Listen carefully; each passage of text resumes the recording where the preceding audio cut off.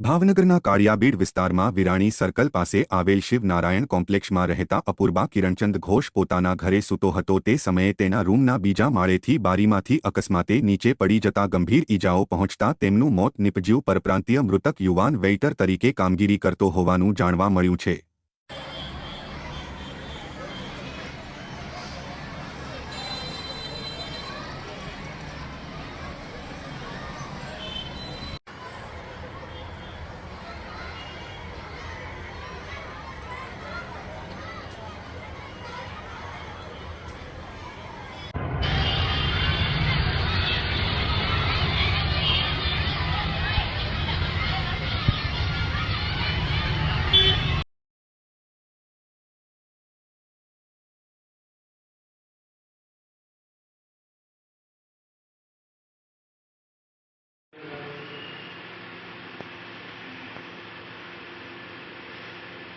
તમારી બારી એવી કેવી કે